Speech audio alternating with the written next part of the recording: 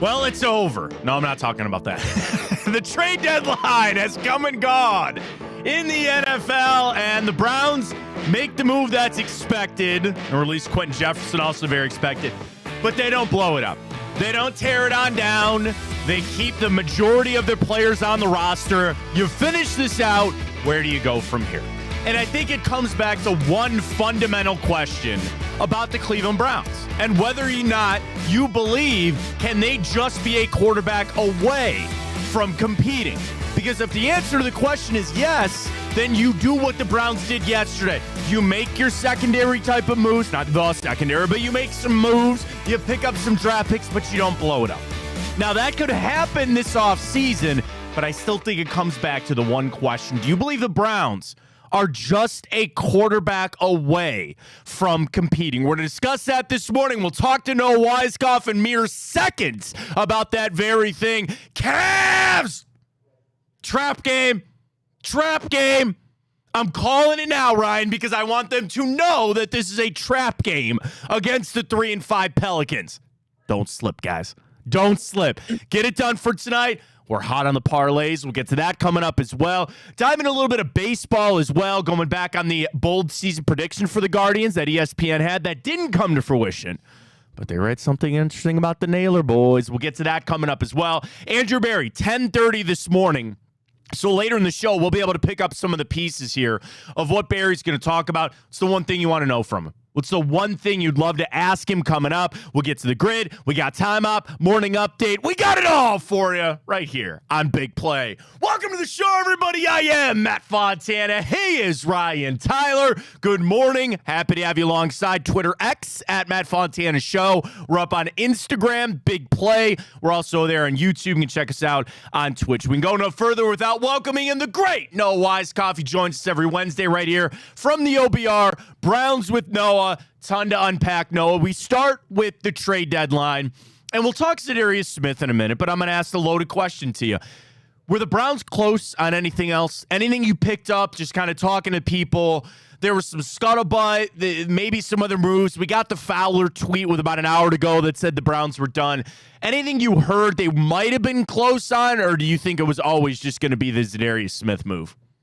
I didn't get a sense that they were close on anything. I did get a sense that they were open to moving a lot more pieces than I think that were reported. Like, there were some guys, I mean, nothing crazy, but like a Jed Wills, like they were open to moving those types of guys if the offer came.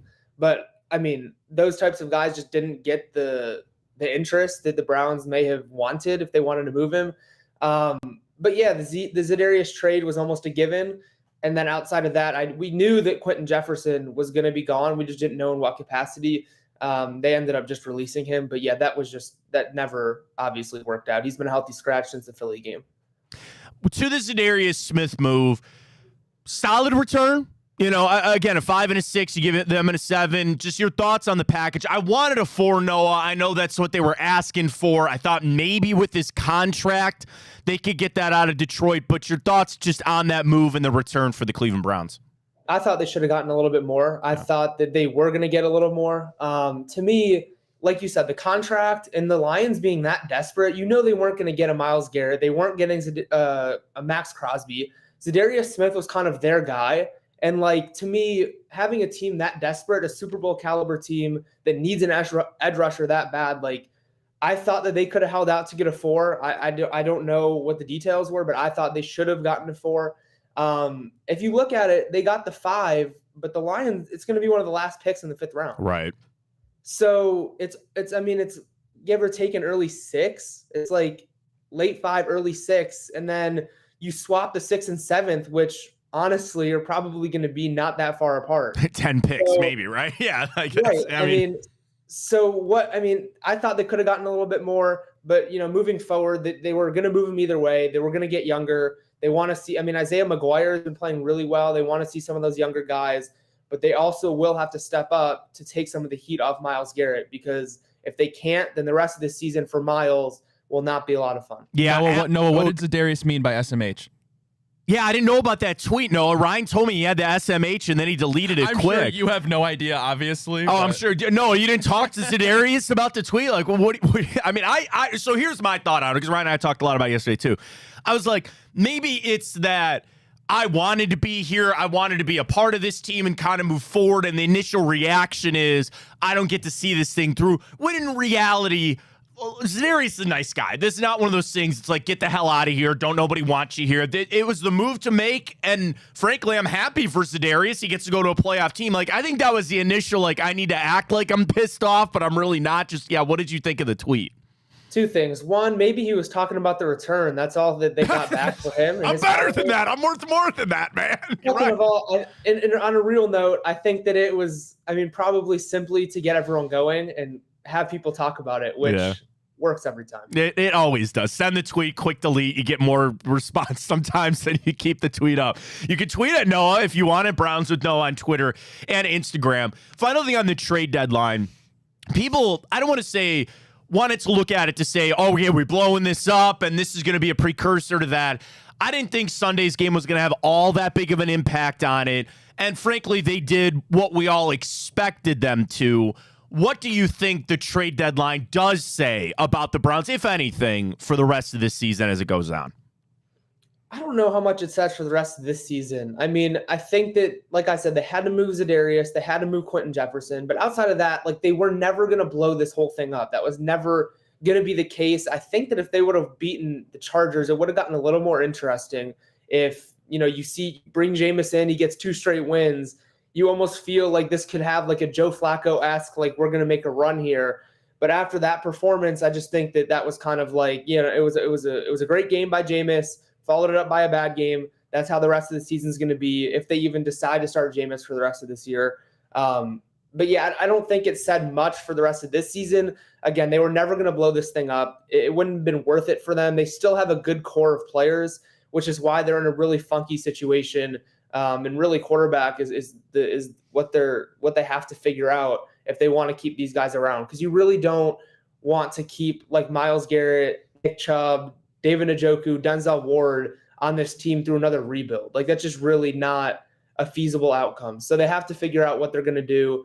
And maybe it's a bridge quarterback, but I know you talked about it. I don't think that they're just a quarterback away. I think you need more than that. I was just going to ask, so that's going to be our question today. I do want to talk Jameis, and I kind of had a little crazy thing about going to get Trey Lance or something. We'll talk about that in a second. But just on that question, do you believe the Browns are just a quarterback away from competing? I don't. I think that there's a couple of things that they need to figure out, especially now moving off of Za'Darius Smith. If you want to compete, you need 2 bookend pass rushers, really is a key there. You need depth everywhere, which I don't know. And you're going to have to be younger. If you want to compete in the future, you're going to have to figure out a star left guard, right? Like, you're going to have to make sure you figure out left. Like, there's a lot of different moving parts where if you want to compete for a Super Bowl, a lot of these positions need to be solidified, and you need to know the production you're going to get out of some of these guys. And right now they don't have that. You're going to have to figure out a lot of positions.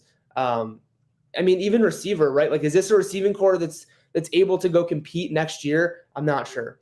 To the quarterback situation, so Jameis, I'm with you. Start him for another month or so, then maybe Dorian Thompson-Robinson. And that's where yesterday or Monday, maybe a little sauce on it, where I said, go out and get some project type of quarterback, right? Like, I can't just let go of the Justin Fields thing. I want him this offseason. Okay, fine. But, like, that's where I wonder, if they would be able to go out and get a discarded quarterback and just to try. Like, I love Dorian Thompson-Robinson. I do. I think I know what I got there. And people can instantly say, well, what do you got? What you got with Trey Lance. I'm like, yeah, but at least, like, try the experiment. And maybe Bailey Zappi is the final experiment where you start Jameis for another 4 games, Dorian Thompson-Robinson gets 2, then Bailey Zappi gets 2, just at least to get to the offseason to see where you're at. We know we're staring down the barrel of drafting a quarterback, which is fine. And I'm okay with Jameis staying here as kind of that bridge guy as it hangs over. But you kind of mentioned it. Start Jameis for as long as you can. Keep the locker room together and kind of turn it over. But no, where do you think the Browns go with quarterback beyond that? I hear everybody, and of course, like, this is obviously what everyone's saying right now is draft a quarterback. I don't think that it's anywhere close to a given that they draft a quarterback. I really don't. I think that, like, they might be in a position where they're able to take just the best available player that's not a quarterback. Now, I know that's not what people want to hear, but I do think that, like, if you take the best available player and then either you run it back, I also don't think it's out of the question they run it back with Deshaun. I really don't. I think there's still a chance that he starts week 1 next year. I don't think that's ruled out. But there's also a chance they bring in a bridge quarterback. But, I mean, we talk about all these moves, but the real X factor is, what is Deshaun Watson doing week 1 next year? Is he on your roster getting paid this much money to be on the bench? Do you tell him that we're just not playing you, we just can't release you because of your cap? What are they doing with him? I don't think they can trade him. I don't know what they're going to do. So I think that's the biggest X factor, but I wouldn't say that drafting a quarterback is necessarily a given right now. And I'll listen to it on a couple of fronts. Number one, there's good quarterbacks in this draft, but there's not like a Trevor Lawrence. There's not Caleb Williams and Jaden Daniels and again, Shedeur Sanders going to be fine and Cam Ward and all that. So I understand what you're talking about there. And on the Watson, he's going to be here. We know that. It is cost prohibitive for them to not have him on this roster. And I think about that as, we'll talk Stefanski too, of he stays, I hope. And then do they just start it with, listen, last year, talking about this season, we went all in on what you think you needed, right? And we did all this stuff, Ken Dorsey and spread offense, that kind of stuff. We're going to go to our side of things now, and we're going to run this like a Kevin Stefanski offense, and you are going to be the quarterback of it. You better get used to it. And if it doesn't work, well, we're in the same boat we were in before, but at least let's try this last little thing where it's exactly what Stefanski wants. Run the ball, offensive line, multiple tight ends, and you are just going to be the quarterback of that and see what you got. Maybe, again, we got magic out of other guys that it's crazy to know. And listen, we all know we're out Deshaun Watson. Kevin Stefanski has won with less talented quarterbacks than Deshaun Watson. And people would scream, look at the stats and look at how bad Deshaun Watson is. Certainly. But if you can even this is crazy, get him to a PJ Walker level, get him to a DTR level, maybe you can win some games. So I'm with you on that. No, I think that door is very much open. He's back. He starts. And they just ram that square peg into the round hole and say, this is what we are doing. Get on board, and we'll see if we can try to win some games. Yeah, they might have to. That cap hit is really the X factor is. They can't release him, really. I mean, they literally cannot release him. They wouldn't be able to get out of the cap. And a trade doesn't seem feasible. So I think he will be on the roster, and if he is, I have a hard time believing that if he's on this roster, he's not the starting quarterback. So We'll see. I think it also depends on what pick the Browns end up getting. If they lose a bunch of games and get 1 overall, who knows what they could do. I mean, I don't think they'll get 1. I think they'll probably land in the 5 to 10 range.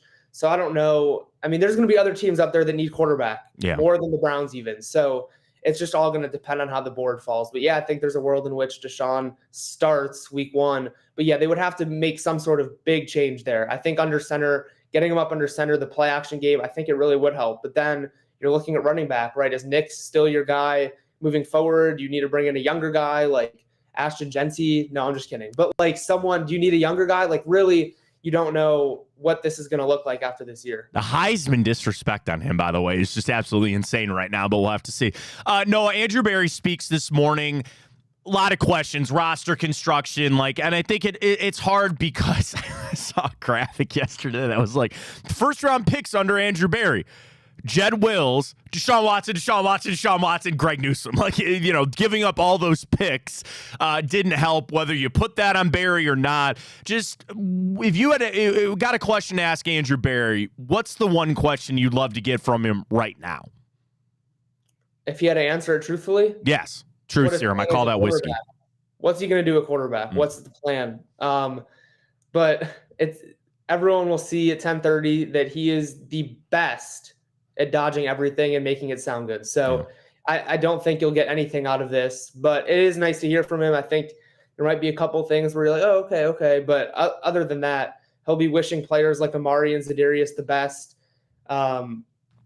giving his praise to Deshaun for how much he's given to the organization, those kinds of things. You're not going to get him, telling everyone what their plan is. So, yeah, I mean, interesting to hear from him, especially right now after the deadline. I am interested to see, the questions that come in of what did he get close to doing? Were there other moves that he got close to? I think in the past he's sometimes told us that, there were some other things that were really close that didn't go through. So I think maybe that could be the most interesting thing that comes out of it, but nothing I mean, there's not going to be anything crazy. No, he's so good at that. One time, usually during his press conferences, he says the line, I'll give you that one. He said one time, he's like, I'll give you that. And he'll get you one little nugget, but that's it. No, really appreciate it. We'll be following at the OBR. Browns with Noah, reacting to Andrew Berry. Enjoy the bye weekend, and we'll talk to you next week, all right?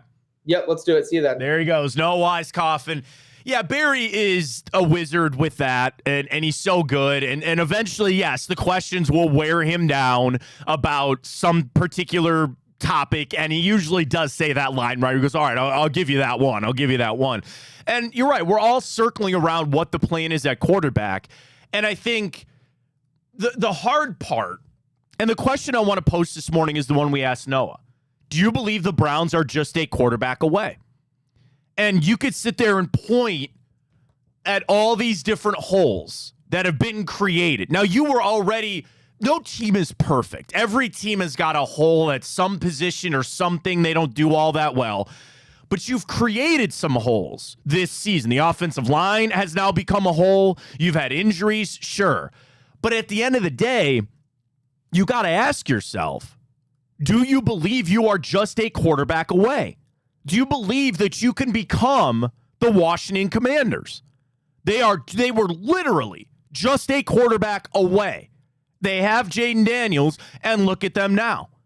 And you ask, that I think that frames so much about what they want to do for the draft, but it also frames with what they're going to do, not just at the trade deadline, which we know what they did, but what they do this offseason. They cannot be big spenders. They just can't be. And as much as I thought the restructure of the contract was a mistake and trying to take a bite out of that now, and I know Jack Duffin of the OBR would tell me I'm wrong and this is how this got to play out. Okay, fine, here we are. But if you are just quarterback away, you are going to prepare for that differently. But the elephant in the room is you can't fully move on. This is not a clean cut. This is messy. This is disgusting that you have just all this still tied to Deshaun Watson. And I agree with Noah. He's going to be here. And if you just resign yourself to that fact, let's just play this out for a second. I'm Andrew Berry. I'm sitting down. And I'm playing my chessboard out here. And I'm moving this piece here. And I'm not talking about all trades, but like this is how we are going to frame the view of this football team moving forward, right? You got to have a 5-year view of what this team is going to be. As you start to decide on how you're going to approach it, you first start, is Deshaun Watson a part of this? Bro, I'm telling you, the answer might be he is. Whether you want it or not, he's here. Maybe we just start him. And it comes back to what I said with Noah. You're starting, but we are running the offense that we want to run. And you are going to have to run that. And if you fail at that, we're in no better spot than we were. But maybe he can, I don't know, laugh now. Maybe he can find it. It's the shift. It's the shift. What you thought you were getting with Deshaun Watson ain't happening. You have tried over and over again to get the version of Deshaun Watson you thought you were going to get. That ship has sailed. That ship is on its way to Canada right now. It's gone. The only thing you might have to do is shift it and say he's still going to be our quarterback. We're going to try to do it this way. I mean, it's going to anger you. It's going to anger all of us. How many different things do you have to try? Matt, he can't throw for over 200 yards. I don't know. There's no way to make Deshaun Watson work in this offense. Why? Because it's not an offensive problem. It's not a scheme problem. It's a Deshaun Watson problem. He's washed. You've been given this opportunity of him tearing his Achilles, not saying it's a good thing, but you've been given this opportunity to cleanse the wound, start taking antibiotics, start getting healthy. You're going to bring all this back just to do this again. It's like, it's insanity. I almost don't have a choice. Yes, you do. No, you don't. I'm so sick of people saying that. You don't have to start him. Nobody's putting a gun to your damn head and saying start him. But if he's here and you're paying him, what else are you going? Tell him to stay home. So then it is that simple, and I don't want to hear it's not. The only out then is you draft a quarterback. No, it's not. Yes, it is. No, it's not. What, start Jameis then? Yes. If you have to, yes. I'll listen to that, fine. But at that point, okay. You're not I'm a like quarterback. Jameis, and I'm fine with them as the You're bridge. not a quarterback but away. if you're bringing both of these guys back, this is going to be one of those situations that coaches hate in football. He plays because of his contract. That is a reality. Coaches don't want to say that. They'll never admit that. Some guys play strictly because of their contract. Yeah, and he's been doing that for 2 years now. He's got another year to go. I'm I don't sorry. care. I'm sorry. It sucks. Then trade Myles Garrett. Then you're all, Seriously. then Then to our trade question, Myles you're not Garrett. just a quarterback away. You blow the whole freaking thing up. Then trade. You're not just a quarterback. You can't trade Miles. That's same thing. The dead If cap. you're You can't going to do it. keep playing Deshaun Watson, trade him. The thing is, and I know this is going to get you angry, and I'm not trying to piss you off this morning. It sounds loon. I know that. You got to leave that window open that he actually turns it around. Here's Stop the that. You're funny going to part clip is that. I'm going to look like an a-hole. I'm not. I like Here's that's the thing about that. No, I don't. All right. Because it's not happening. All right. This is ludicrous. The I understand this isn't the same exact scenario as the Broncos, but the principle's there with Deshaun Watson, that dead cap, right? I understand you can't exactly do what the Broncos did, but Matt, how much better off are they for it? And they drafted Bo Nix. Well, Sean Payton loves Bo Nix. I loved him, but I'm just kidding on that. Here's the situation and why it comes back to our question this morning, which is so damn perfect. The Broncos, even with that everything going on with Russell Wilson, right? They believed that they were just a quarterback away. And it proved out they were, right? Nah. Now, they traded away Bradley Chubb, but they still have Pat Surtain. Like, they believed that they were just a quarterback away. So that helps change. Now, they did the full rebuild already, in a way. They tore that on down. But it comes back to, if you think you're just a quarterback away to going to compete again, then that's going to change how you view Deshaun Watson. If you feel like you've got all these other holes and it doesn't matter who's playing quarterback, then they're going to put Deshaun Watson back in there. Here's the reason you're not a quarterback away. Why? Because you didn't have the draft assets to restock the team. Again, people getting older and people regressing. 100%. You have to trade away Amari Cooper. You have to trade away people like Za'Darius because you're terrible. You don't have the opportunity. You're not a quarterback away because Deshaun Watson made you not a quarterback away because of how bad he was and what it took to get him. Sure, but you're still in this situation. It doesn't matter how we got here. We're still here. You don't have those first-round picks on this team. You have all this cap hit and all that kind of stuff. But it's still, if you think you can just find a guy, then that would say go draft one and hope that you hit, pardon the pun, a Hail Mary that you find your guy. And I'm fine with that option, but to sit here and say start Deshaun Watson is insanity. It's not, because it might actually happen. Here's the thing. What is the direct definition of insanity? You keep doing the same thing over and over again and expect a different result. That is the exact situation that we're in. You keep starting Deshaun Watson and you expect a different result. So right? we're going to sit here and watch a quarterback who's been the worst statistical quarterback in the NFL and quite frankly, some history in some categories. Yes. We don't need to go through those. Who is horrible, coming off an Achilles injury, who's another year older, who's never got able to work, and we're going to go out there and throw him here again and be like, oh, now we're just going to run our offense with him and hope this works? I'm not. So, again, I'm just going to play devil's advocate on the reason on the other side. The system would change. What they would say is, I don't, okay. They would say, we're going to try it the final way. Jeez. Because what I believe and what I think we have seen over the suspension, then the injury again, they kept trying to do it the Deshaun Watson way, right? They kept trying to do things to make him comfortable, to run what he likes to run. That didn't work. Your final option, and you got to just understand they might be resigned to this. I know you don't believe that, but they just might be. The final thing is you put them out there and you say, we're going to run this type of system. That system is inherently harder. You know the easiest system to run in the NFL? The elite quarterback system. Because it's Patrick Mahomes, because it's Lamar Jackson, because it's Josh Allen. Those guys are amazing. That is an easy system to run. What is not, we got to play a finite type of game here. We got to stop the penalties. We got to run the ball, time of possession, short dink and dunk. It's not sexy. It's not fun. But maybe that's what we got to do. Maybe that's it. And it's going to be hard. It's not going to be easy. It's going to suck. But here we are. If you start, and that's, again, talking about truth serum to Andrew Berry. I'd love to get the answer on that today, but we won't. So you're saying the Browns are a quarterback away? I do believe the Browns are quarterback away. That's insane. I do believe the Browns are quarterback away. That's insane. I do. How can you watch this team and say they're a quarterback away? Well, number one, I am projecting that this offensive line will get fixed. How? Bill Callahan ain't walking back through that door. So how are you fixing it next season? You keep it Wyatt Teller. If Jack Conklin can continue to stay healthy, I think you're solid at right tackle. I'm resigned to Joel Bitonio retiring. You have to slide somebody in over there.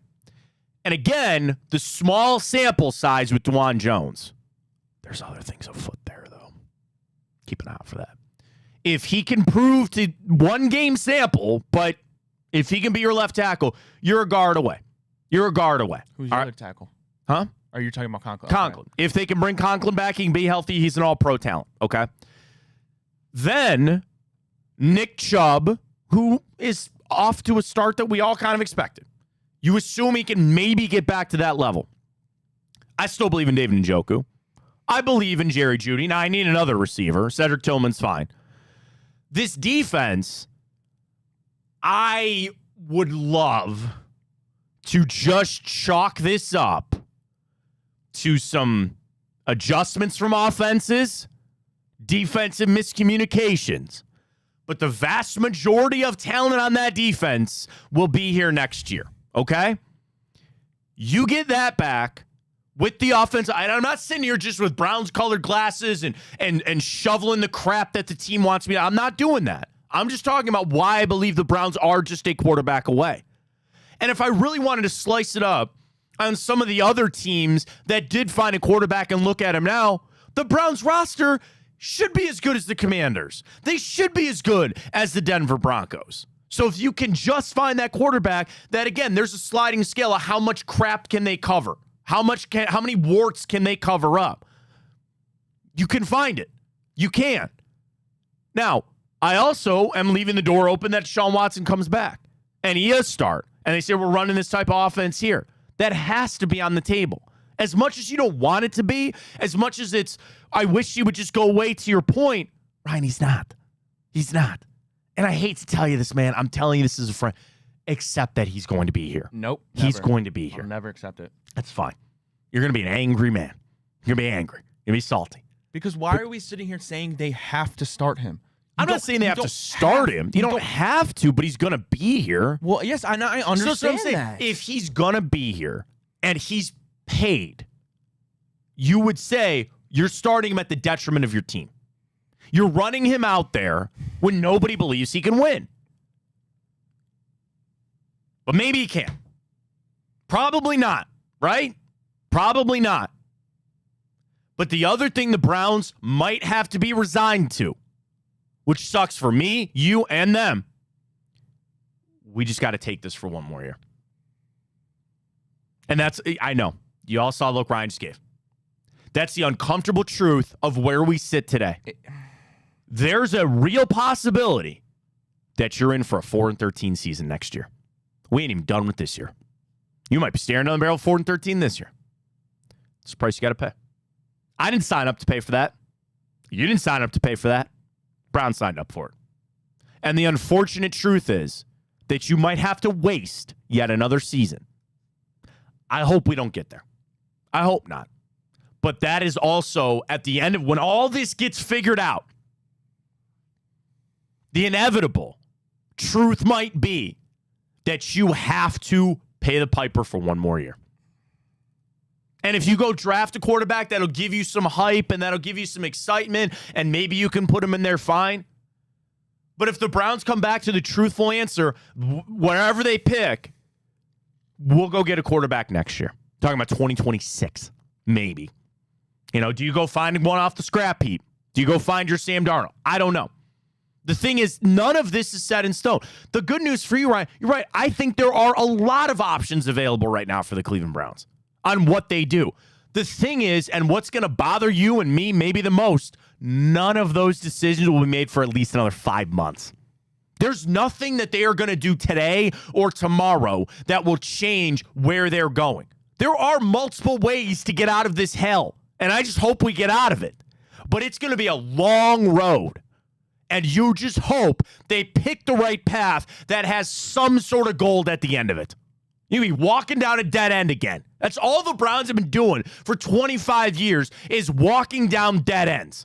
And you turn around and you're right at the beginning of the maze again. And I'm standing here going, did that one, tried veteran guy, drafted guy, defense, run. None of that works. We'll try over here now. That's all I got left. Try over here now. If you don't draft a quarterback, why would you not just start Jameis Winston or DTR for the entire season? Why would you not?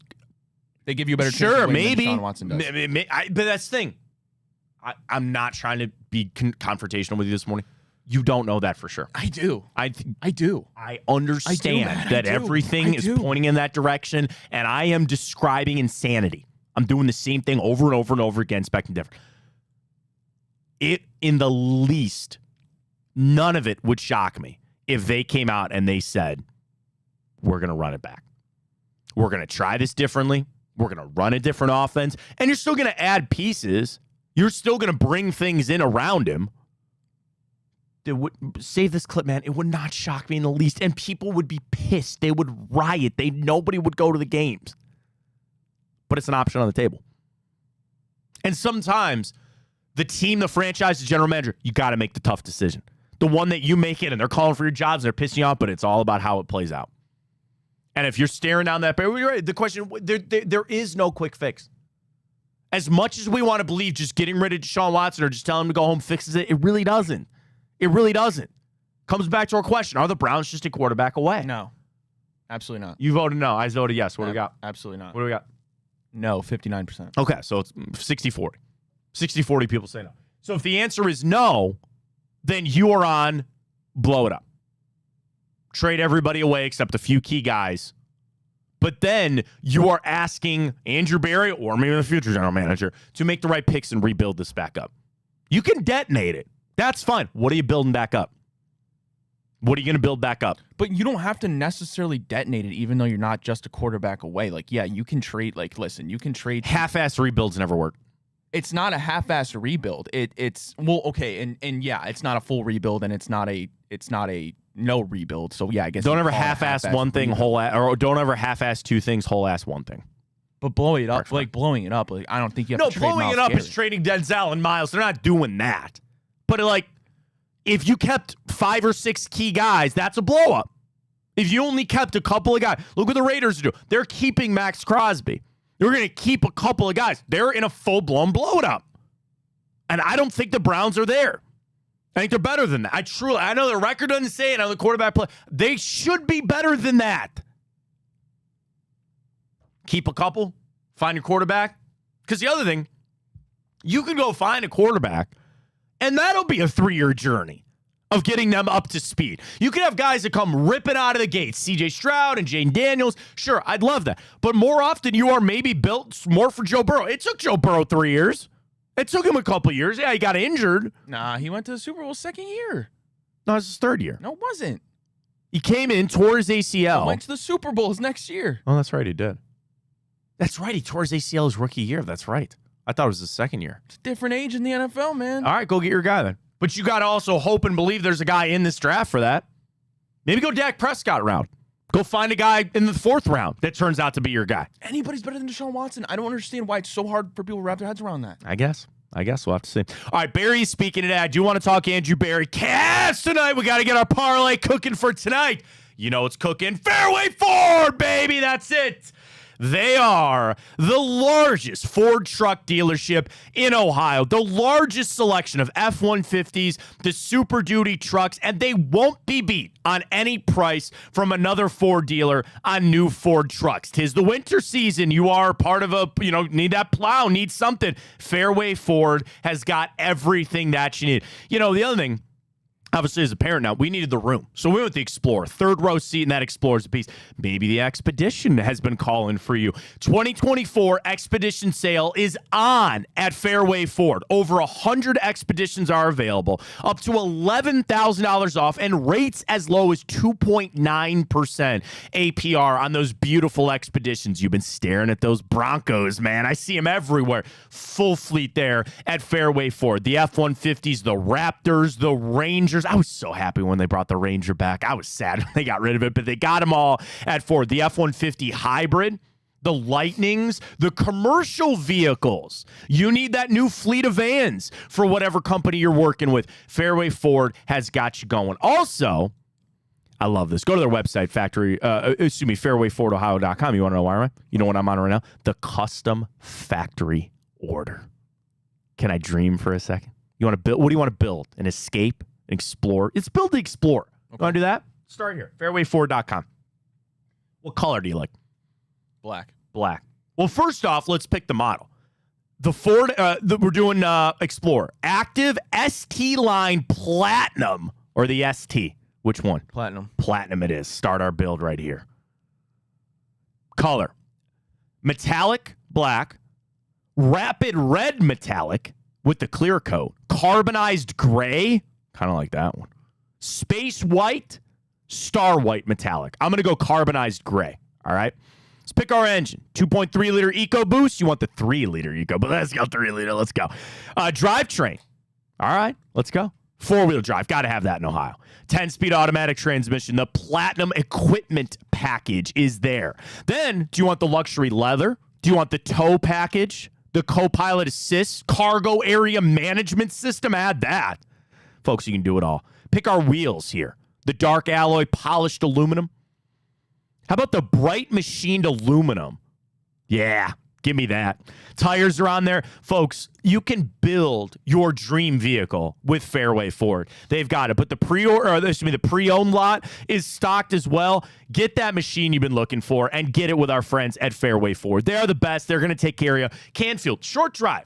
And I'm telling you, that drive is worth it for the service you're going to get there at Fairway Ford, for the people that you're going to deal with, and frankly, the deal. I think anybody would drive for the right deal for a vehicle that you're probably going to have for how long do you keep your car, right? 10 years at minimum, right? I come from a family, you get that vehicle, you drive it until you can't drive it anymore. And you're going to get quality with Ford. I'm from a Ford family. We stand by that product. Fairway Ford is the place to go. So just start online. Do that. Fairwayfordohio.com. Fairwayfordohio.com. You can browse the pre-owned selection. You can see the new vehicles, the Broncos, the Expeditions, the F-150s, or like we just did this morning. I'm not going to send this to my wife, even though I wanted to do as well.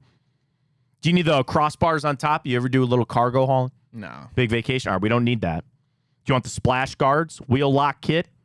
What about interior? You want Mojave Dusk or Salt Crystal Gray? I want Mojave Dusk. Yeah. Captain's chairs. That's where it's at, man. Power fold seats. All of it. God, I want to send this to my wife right now. Like, this could be our car. Fairway Ford. Ohio.com is the website to go. Andrew Berry speaks today. 10:30. I almost want to do an unrealistic question you want to ask, but also then a real question asked. Do you want to know my real question? Yeah. Jed Wills. What are you going to do? I just want to hear, and he'll spin it, and he'll say the injury, and they'll say this, and they'll say that. I'm never one that chases pounds of flesh. I don't want my smoking gun. It does really nothing for me, except this one. I kind of want the little, we screwed this up. Not drafting him, but picking up that fifth-year option seems like a giant, massive mistake. Now, that's money that'll come off. He's relegated to swing tackle role at this time. That's going to be one, and I know it's going to get asked. I'm circling that, and we'll obviously revisit on tomorrow's show. Maybe we'll get a little piece of it today. Jed Wills, a number one circle for me today. Yeah. My question I want to ask him, I want to ask him why he thinks he deserves to still, and I'm being so serious. I would love to know his answer on this. Why does he think he still deserves to be the GM of the Cleveland Browns? I mean, I would love to know his answer. I would love to know. I would love to hear him say what his thoughts are, because his drafting is horrible. His free agent signings are horrible. And what does he have going for him? The Amari Cooper trade? Yeah, that's great. But it's under the guise I seriously, I would love to You hear want me to answer that question for Andrew Andrew Berry? You want me to answer it in like a truthful setting here? Because you know what, the only answer to that I think is viable, that I would be like, yeah, okay, that's a good defense, and he'll never say it. You know what that defense is? Yeah, because I can't evaluate, you guys can't evaluate anything because our quarterback sucks. Here's the answer. And who signed off on Here's that? the answer. Oh yeah, it was him. What did you want me to do? Right? If we were just sitting down and you came at Andrew Berry that way, and if I was him, my truthful answer that'll never be said in a press conference, what did you want me to do? I was hamstrung by this. This wasn't just we paid a buttload of money and I can't sign free agents. Okay, I'll go make my way in the draft. Okay, we gave up a bunch of picks. Well, at least I have some salary cap to sign some guys and make my hay over there. I couldn't do either one. What did you want me to do? Now, that answer holds no water. And if you're asking somebody about their job and they can only go with, well, what'd you want me to do? That is a recipe for getting fired. I understand that. But the truthful answer is, what did you want him to do? His hands tied behind his back. Yeah. And again, this comes back to like this just thing that we always end up bringing that we just bitch and I get so angry about. People are like, oh, he signed off on it. Of course he did. What'd you want him to do? He'd have been fired the next day. And I know that we'll never get the transcripts, and there was never a little fly on the wall when they sat down and discussed this whole Deshaun Watson thing. The Haslam's were in there. Paul DePodesta was in there. Andrew Berry was in there. J.W. Johnson was in there. Kevin Stefanski was in there. I'm sure Cap people were in there. And they all sat there, and they said, everybody good on Deshaun Watson? What are you going to say? I'm not. Okay, Andrew, there's the door. Go ahead now. Well, right? Okay, Alex Van Pelt, here's the door. I'm like, they loved saying that. They said that over and over again when they traded for him, that they had unanimous consent from the team, right? Everybody was on board with this. They talked about speaking with their daughters and speaking to women in the organization on everything that happened off the field. They were all in because he had to be. You gonna go against that?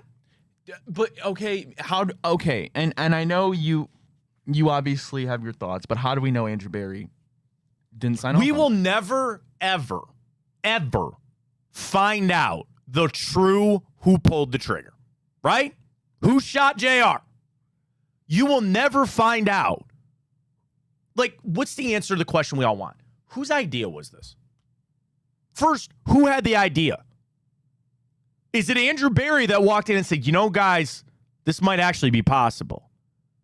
And then, and this is just spitball. Then was it the Haslams that came down and said, yes, do this, whatever it takes, get it done? Was this the Haslams that came to Andrew Berry and said, you are our employee, we're telling you what to do, you go get this done. That's your job. We'll never know. We'll never know. You could sit there and say, you think what happened or this or that. What? We will never get the answer to that question. And it's an important crux of the question about Andrew Berry's future here. He's not been stellar. He doesn't bat 1,000. No GM does. But you're also asking him to do this, whether it was his fault or not. He's had no ammo to get this done. He has had nothing. Assets. Asset allocation. He has had no assets to get it done. I'm not defending him. I'm just telling you what the reality is. And it's either he did this to himself or it was put upon him. I can tell you unequivocally. You want to know one fact I know? He has not had assets to improve this football team. He's had a little salary cap space and second, fifth round draft picks. That's it. So it's not that he's had none. He just hasn't had prime ones. It's crazy. And this, again, sounds like me defending it. I don't know any team that could survive this. Seriously. I don't know that there is any NFL team that could have survived what the Browns did. For as bad as it's been with Deshaun Watson, I don't think anybody could survive that. As far as sitting with where we're at right now. That's why I don't think this is over. I don't think the losing is going to stop. I don't think I want next year to be anew. I don't know if it's going to be.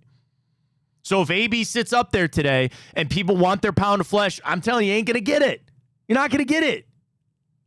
They'll ask about Jed Wills. That's frankly one of the things I'm most interested about. They'll ask about the regression from MJ Emerson. They will ask about the Amari and Za'Darius trades. They will ask about Nick Chubb coming back. That's it. It's like so many of these press conferences, you are not going to get anything out of it that you think you are. He'll drop maybe one little nugget. And that's it.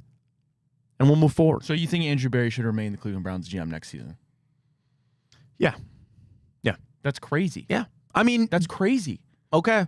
That's insane. That's fine. I'm just going to believe that I still think he's good at his job. I still think he's good Okay, at his job. so talk me through that. What makes you think Andrew Berry's good at his job? I think he has made prudent moves. Such as? Okay, I like the Dalvin Tomlinson signing. I think that worked out well. Sure. Greg Newsome, for being the 24th, 26th overall pick, has played fine. Disagree. To a Pro Bowl level, maybe not. MJ Emerson, up until now, was a fine. I think Mike Hall can play off the field aside. I think he belongs to be on an NFL field. The construction of the offensive line, yes, he's drafted a lot of guys that haven't been able to do it, but you kept it together. You got some deals done that at the time seemed like very smart deals. Re-signed David Njoku. I liked the Jerry Jeudy move. I did. Now, I didn't like, again, the negative side, I did not like the Elijah Moore move. At the time, I guess everybody did. But I liked the Jerry Jeudy move. Yeah. I mean, at this point, Grant Delpit, I'm a big Grant Delpit guy. You drafted him, you signed him. All right. The negatives. Juan Thornhill's not good. Jed Wills' fifth-year option is a mistake. You've not really addressed the defensive line situation at this point. But drafted Jeremiah Owusu-Koramoah. Jordan Hicks seems to be a player. How much can I do? Dustin Hopkins? I'm just saying, like, that's, if you really want to sit there and grade every single thing that he has done while being hampered, I don't think it deserves a firing. Does it deserve to be executive of the year? No. But I just don't think it deserves him to be fired. I don't see how you can look at his draft history and feel confident that you want him to pick your next franchise quarterback. Because, listen, I'm under the assumption and whatever. I mean, I just can't imagine. There's no way you hire Andrew Berry and you force him to make this deal. No way. There's no way. What do you mean? Again, I don't know. Nobody knows, but it's not as crazy as it sounds. I think it's insane. I don't. Do you think? I don't. You think Jimmy Haslam said, "Listen, I don't care what your thoughts are. I hired you because you're this analytical, laser-eyed Harvard wizard. Oh yeah, and by the way, you don't have a choice at who the quarterback is." No way. He told him to go do something, and he did it. That's how jobs work. That's how jobs work. Whether or not that actually happened or what I believe in, I have no idea. But it's not out of the realm that his boss told him to go do something, and he did it. Okay, well, you're still an NFL GM, and you still have to make your job work, and he's failed at it. I will tell you what. I don't know if I was ever going to get to this, and I don't know, because this...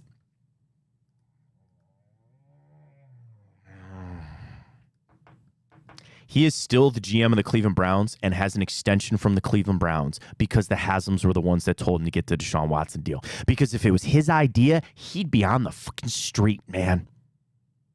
Tell me that's not true.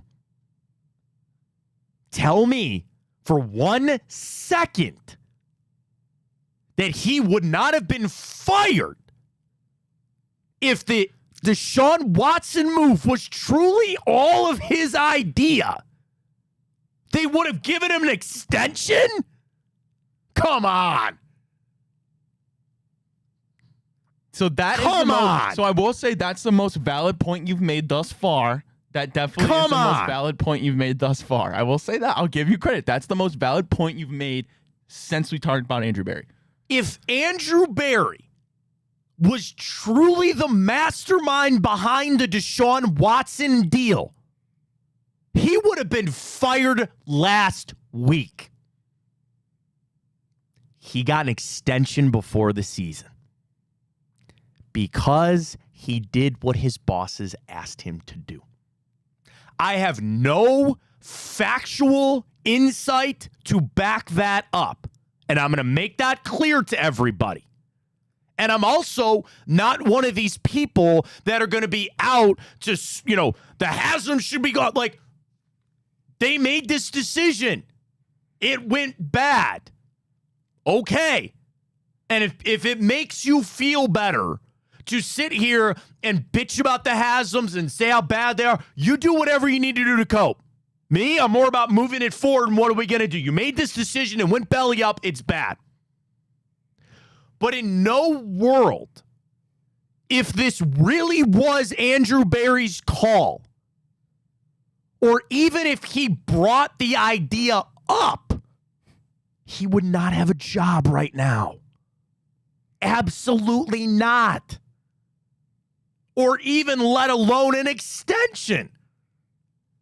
If you wanted to say Kevin deserved an extension, and there's no way you can give him one without giving Andrew Berry one, that's the only hole in my theory right here. Is that unequivocally, zero question, Kevin Stefanski deserved that extension this past offseason. No question, right? And if they said, well, by, what's the word I'm looking for? Not proximity, but by association, you have to then give one to Andrew Berry, maybe that's why they did that. But if this really was Andrew Berry, he wouldn't be here. But you wouldn't have this deal. deal. To be fair, at that point, it did also, at the end of last season, it did appear that you were actually a quarterback away. Sure. Now things, I think, have drastically changed. But it still wouldn't change my theory. Because if you were to sit down and evaluate Andrew Berry, and if it really was him that made this decision to go get Deshaun Watson, that alone is a fireable offense. I don't care who he drafted. I don't care who he signed. That is bad enough. You lose your job. And he didn't. Unless they truly, truly believed that Deshaun Watson was going to come out this season and somehow be the magical Houston Deshaun Watson he's been. Even if he didn't, they would still have let him go because the cat is out of the bag. And then at that point, and I'm trying to put myself in the Haslam's shoes for a second, all right? Let's fantasy world for a second. Somebody's going to tune in on YouTube or on Twitter right now and think this is a fan. I wish you could put a little graphic up here. It's this fantasy world for a second, all right? Let's say I'm the Haslams, okay? And this really was all Andrew Berry, all right? Okay, played it out, suspended. All right, he's back. Okay, he got hurt. We played well. Okay, fine. Then you come out this season and you see the pile of dog crap that was this offense. You would sit there and say, we don't trust this guy to do anything more, right? Why'd you let him run another trade deadline? Why would you let him get to an offseason? Here's the other thing you got to remember. I am of the mindset, once your mind is made up, you need to go with that. If this is where you're at, and you have made the determination, if he did make this move for Deshaun Watson, that he is that bad at his job, do not let him do anything else. Do not let him do any more moves for the... And I guess, you know what? Another conspiracy theory here, if you really want it. They went to him and said, don't you make any moves to that trade down. You can go ahead and trade Zadarius Smith, that's fine, but that's all you get to do. Yeah. And we'll leave this propped up for the next GM. That's why this stinks. This whole thing reeks and stinks, okay? What I am going to believe is, which is not a far-fetched thing, that this wasn't Andrew Berry, okay? He signed off on it, sure, because they all had to, and they did. And he deserves blame in that as much as anybody. But if he wasn't the true driver in this, I need to leave that door open for him to fix this. Because the other thing, let's say they blow it up, all right? Let's say they fire Kevin Stefanski. Let's say they fire Andrew Berry. What top general manager and head coach would come take this job? You are handicapped for the next 2 years on everything for a GM. And I'm going to ask you to again, when Andrew Berry came here, everybody's like over the moon. What top-level guy would you come in here or woman to come in here and fix this? That is kind of another thing that I get with Browns fans. I'm not yelling about you wanting to maybe tear it down. That's fine. But what are you going to do to rebuild it? But you just go back to this whole theory, though. I can't. I'm just having trouble imagining Jimmy Haslam watching what Baker was able to do. And I understand after the playoffs, the struggle, he played through the injury and he didn't look great. But seeing that momentum, that building of that culture, that playoff win in Pittsburgh, watching what Baker was able to do, I can't imagine Jimmy just looked at that and was that quick to write it off and say, nope, he's not good enough. Well, though, I had to imagine somebody had to talk him into Here's the problem. This is an unequivocal answer that, yes, the mistake was getting rid of Baker Mayfield. Without a doubt, the mistake the Browns made before Deshaun was getting rid of Baker Mayfield.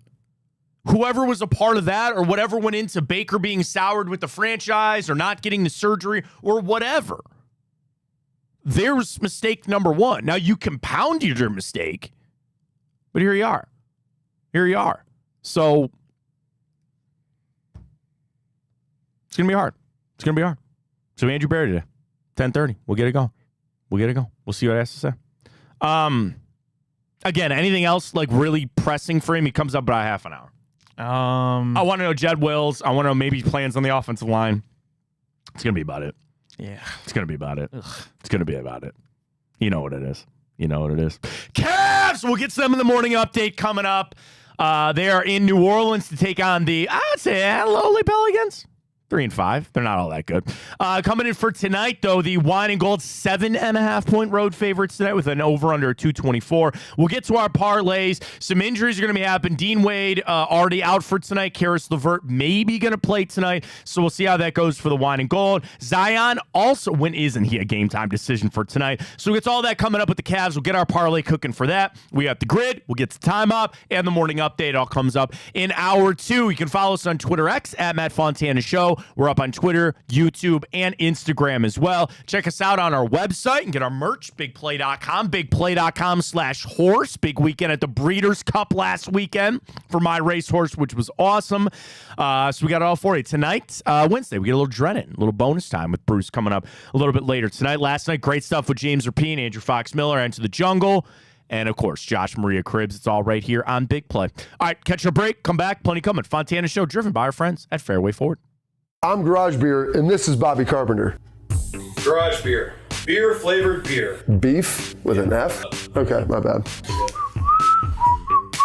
It's crisp and cool, and it doesn't taste like ass. I'm Bobby Carpenter. I drink in garages because my wife says I don't belong inside. If you like a cold breeze on your bag, drink Garage Beer. It's American, and so can you. Garage Beer. Beer-flavored beer. Well, how do they know I'm doing this? Did somebody leak this out? It's social media. Oh. It's just, that's the way social media works now. I thought maybe you were just running that yap.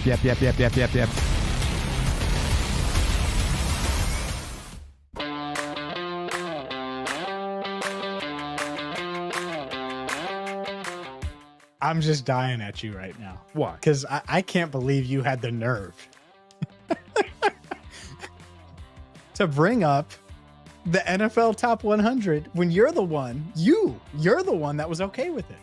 Of the two of us, you were the one that was okay with him being ranked darn near 40th. In the context of what happened in November of 23, that's what I said. Nope. Doesn't matter. We're back. We're back, James. We're back. So now this is what needs to happen next. That's it. Doesn't change. That doesn't change my opinion. You could roll that clip. I don't care. I stand by what I said then in that context. This is different. I'm looking ahead. Jeez.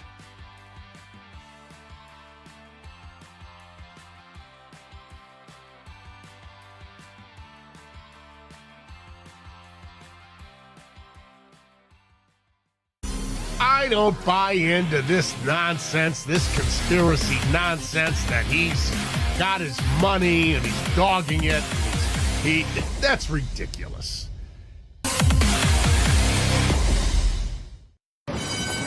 They're off in the Kentucky Derby as Authentic takes them around the far turn. Tis the Laws making his move now, and they're into the stretch. These two stride for stride. Authentic, tis the Law. Here's the wire. Authentic has won the Kentucky Derby.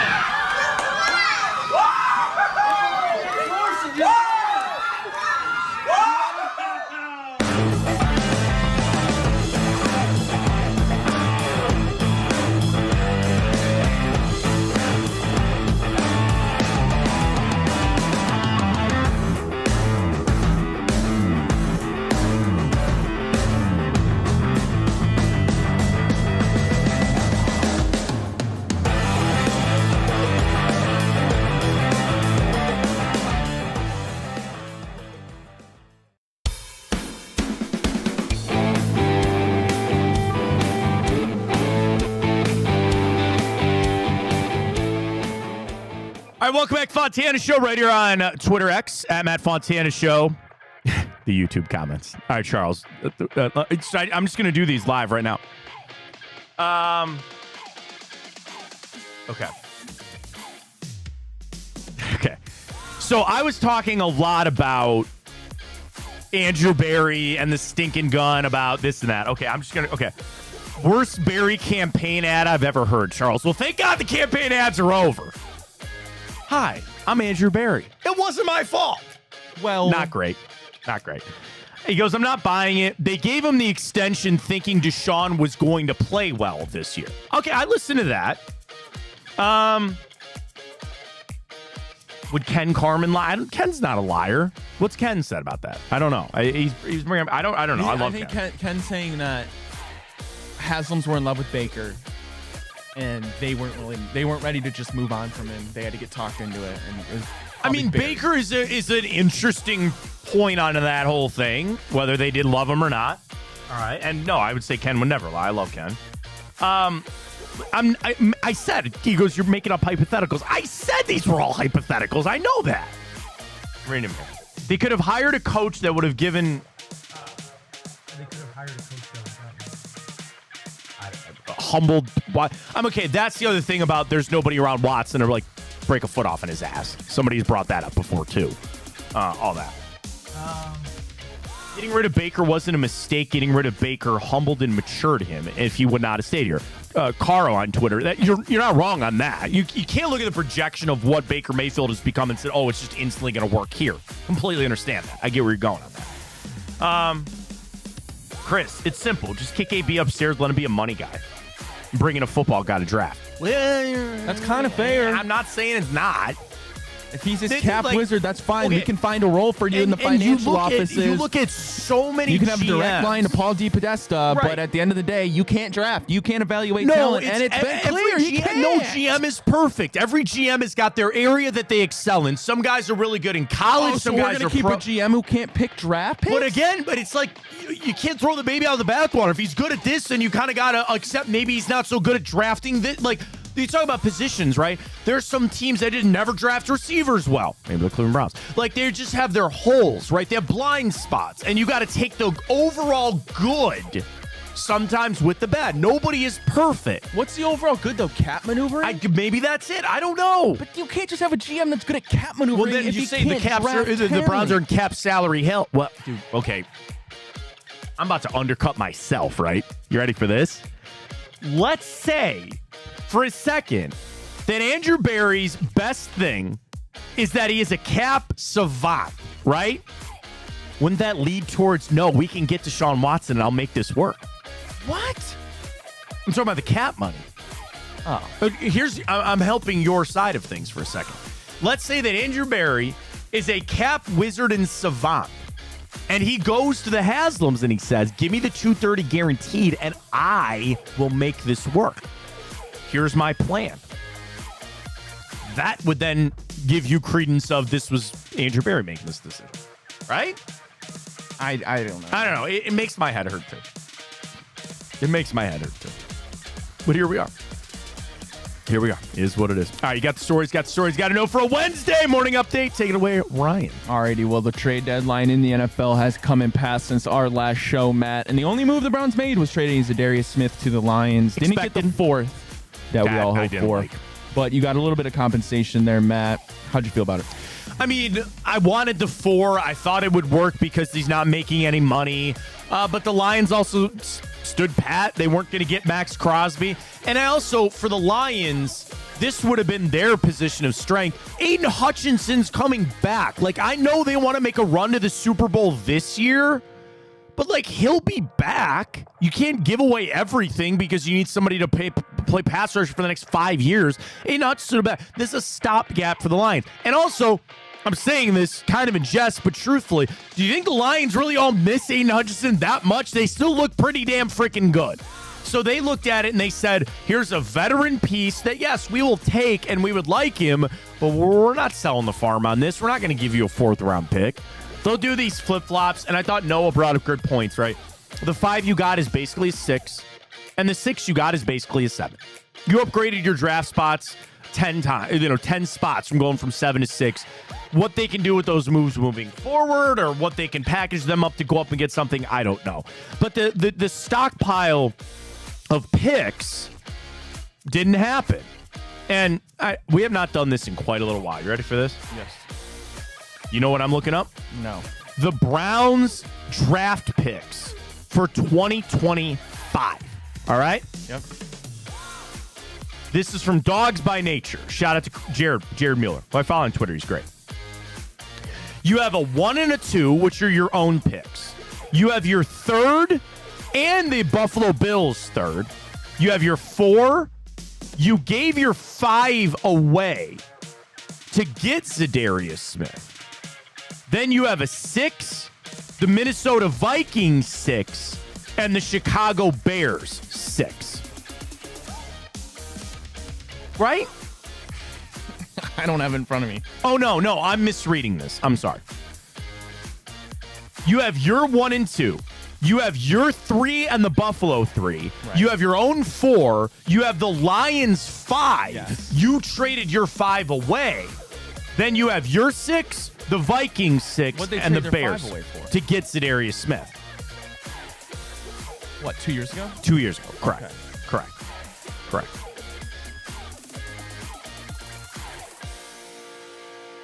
Yes. That's what Jared writes. Right? Yeah. Okay. So you have a 1, a 2, 2 3s, a 4, a 5, and 3 6. That's what you have next year. Okay. Fair enough. They have 20 players that are set to hit free agency. 20. You want that list quick? We're going to do stay or go. You want to run through any of these guys? Sure. Injured reserve and not part of any deals. Nick Harris, Naheem Hines, Akeem Adeniji, Tony Brown, James Hudson. None. 15 that are starters and current contributors that are free agents. Jameis Winston, yes. Nick Chubb, yes. Jedrick Wills, no. Elijah Moore, no. Jordan Akins, sure, fine. Mo Hurst, Devin Bush, Rodney McLeod, Mike Ford, and Deontay Foreman. So maybe 3 off of that list. Winston, Chubb, maybe Akins, maybe Deontay Foreman, but I doubt it. Backups: Jefferson, gone. Michael Dunn, Jeff Swaim, Kaliki Hudson, and Jermaine Ifedi. That's it. Not losing much. Not much. So at least there's that. Didn't lose much last year either. Didn't do that. But yeah, I mean, the Browns, they didn't stockpile a bunch of picks. There was really no option for them to go out and Trevor Lawrence is hurt. He's beat up and sore. The Jags just signed C.J. Beathard as a potential backup. Keep that out there for your fantasy teams. Anyway, yeah, there wasn't a lot of moves for them to make. They didn't. They're trying to stockpile picks. What are you doing with them? We'll see. Alrighty, well, the Cavaliers look to remain undefeated as they travel to the Great Smoothie King Arena to take on the New Orleans Pelicans. They open up as a 7.5-point favorite. Pelicans pretty beat up. They're going to be without DeJounte Murray, CJ McCollum, Herb Jones, Zion Williamson, and Jordan Hawkins. Our game time decisions for the Cavs: Caris LeVert, a game time decision. They will be without Dean Wade and Max Strus as they have been. Smelling the over, all right? New Orleans comes into this game averaging just 107 points per game, which isn't great. They give up $116. We score 122. We only give up 110, excuse me. So the over-under is kind of low at 223. Odd Sharks, they have this as a 115, 113. They think New Orleans covers, but we win, and the total's going to hit the over by just a little bit. Over has hit the Pelicans' last 4 out of their last 6 games. New Orleans is just 3-10 against the spread their last 13 games at home. They've only covered once in their last 7. Cavs are playing hot, man. Here's New Orleans. Just lost to Portland 118-100, and they suck. They just lost to Atlanta 126-111. They did beat Indiana. So in their last 6 games, they're 1-5. Their only win was over the Pacers 115-118. Lost back-to-back games to Golden State and to Portland again. Why are they playing Portland so much? They played Portland 3 times in the past 2 weeks. Week, actually. We'll get to our parlay later. Anything you're really sniffing for tonight? So here's the first thing that I like. Is this a bounce back game for Donovan Mitchell? Because, like, I think the thing that works well for our parlays is finding the guy that's going to score. So, like, I had a feeling it was going to be Darius Garland last game. Who's our guy to score tonight? I think it's Donovan, right? He's got to be back. And I'm not talking... So here's where we have with our plays, okay? Zion over under 27.5. Donovan is just 24.5. Darius 19.5. Mobley 15.5. Jared Allen 14.5. All right. Any of that. I kind of like Garland under again. Okay. So like if we go Donovan over, Donovan 25 or more, and Darius to not score 20. Wow. That's already getting me to plus 220. But then I like Mobley over 15.5, right? Would you buy that? Yeah, I would buy that. Then we're at 475. Let's go rebounds. Actually, you want to know what? I like assists. Because if I don't think Darius is going to score, do you think he gets 7 assists tonight? Donovan, 5 assists. He's not been having a lot of assists. What do you think? Any of that? I think it'd be a Donovan night. Okay. So let's go over points for him. Are you buying me on Darius under 20? Yeah. Okay. Oh, Mobley 16? Unless Donovan's fine and letting just Darius cook. The thing is, do you expect the Pelicans to be competitive tonight? I mean, they shouldn't be. Because if it's a blowout, then I don't like this. Especially if Zion isn't playing. I think this is like a Donovan scores 10 points in the first quarter type of game. Okay. I like that. So here we are with that. Stay away from the assists then. Rebounds. Evan Mobley 3. Is he going to do it back-to-back games? Yeah. All right. 3's made. That alone gets me to plus 3,000. All right, you might have to cool it there. Mitchell 25, Garland under 20, Mobley over 16 points, and he's got to hit a 3. Like that? Sure, why not? All right. $1 wins me $40 on that, buddy. There you go. There we go. All right. I'll ride with that. I'll ride with that. I do like the Cavs straight up win, though. What do we got on that? It can't be that much. It's got to be minus... Wait, minus 280. Probably. 305. Wow. Take an alt spread. Do you like a minus 3.5? What can I get on that? Spread. Minus 4.5 is 180. Cover to 5. Minus 180. You like that? Sure. As a little hedge here. Yeah, I'll do that. I'll do that. Cavs minus 4.5 on an alt. That'll cover my parlay. We'll hedge it. We'll win tonight when the Cavs get it done. Let's go Cavs. Alrighty, well, the College Football Playoff Committee has released their first set of rankings in this new playoff era. Undefeated Oregon Ducks. They are, of course, the #1 team in their first set of rankings. Rounding out the first 4, Ohio State comes in at 2, Georgia, Miami. Then rounding out the top 12, Texas at 5, Penn State 6, Tennessee 7, Indiana 8, BYU 9, Notre Dame 10, Alabama 11, and Boise State 12. I mean, the thing is, we're 2, but we would be 5 when it plays out because they have to hand out conference champions. What college football, what the playoff committee has got to be afraid of, or at least be cognizant of, is the second and third round matchups, right? Because if you had it strictly as it went, Ohio State and Oregon would not meet until the national championship game.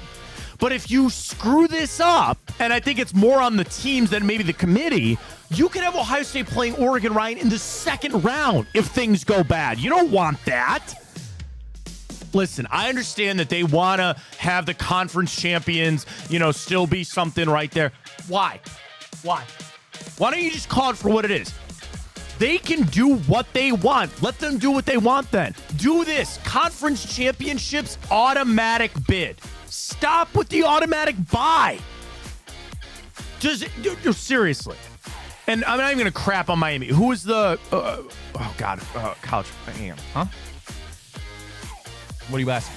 Who was the Big 12 winner? BYU, right? Yes. Do they really deserve a bye over Ohio State or Alabama? Or, Yes. I'm seriously. Yes. Yeah. Because they won the Big 12? Yeah. No. Yeah. No. 100%. No. 100%. I think it should be you're automatic to make it. I think it's automatic that you should just make it. And then you let the rankings go from there. Right?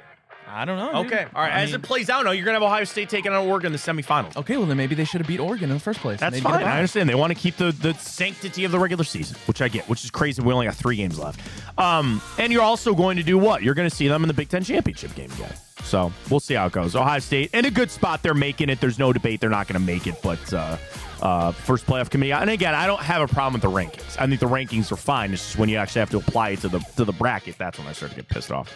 Alrighty, last year for the morning update, Philadelphia 76ers Joel Embiid has been suspended 3 games without pay for shoving Philadelphia Inquirer columnist Marcus Hayes after Saturday's loss to the Grizzlies. Joe Dumars, NBA's executive vice president of basketball operations, said in a statement, quote, "Mutual respect is paramount to the relationship between players and media in the NBA. While we understand Joel was offended by the personal nature of the original version of the reporter's column, interactions must remain professional on both sides and can never turn physical." Matt, have you ever been assaulted by a player as a media member? I've had players that have wanted to assault me, sure.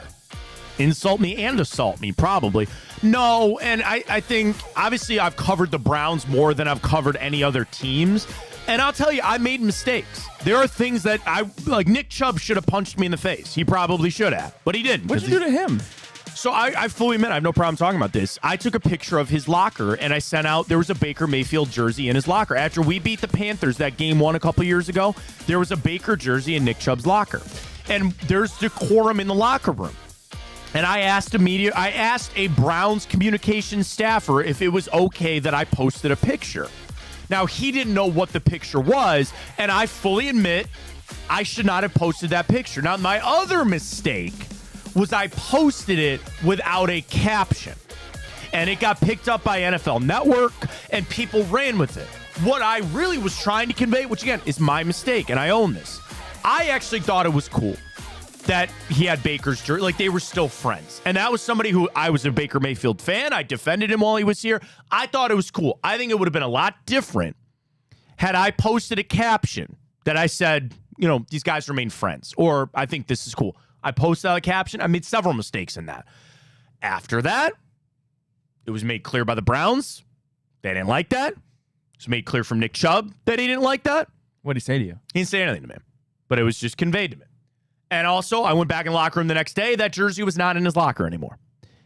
I sent the Browns an apology. I own my mistake. And I said, can you please also convey this to Nick Chubb? Now, what I didn't do was approach Nick. And I probably should have. But I also, didn't know if he really wanted me to do that. And I would have, man to man. And I sent this to the Browns to make sure that the Browns, I wanted them to tell Nick, and they did. That I apologize. It was a mistake on my part. It was. Outside of that, yeah, I mean, the thing is, we go in the locker room, we got to own what we say when we're in there. And I didn't cover the team last year. I'm not covering the team consistently this year. But it's like if I'm sitting there, when I would do my radio show, when I do this, and all week I'm sitting there saying that Nick Chubb is ass or that David Njoku sucks, and I got to walk in there. But there's also the other side of it. That the players, don't watch, don't read. There's always going to be that kind of stuff out there. I own every word that I say, and I stand up to it. And there have been guys that have been critical of. The other thing, there's a line on things, too.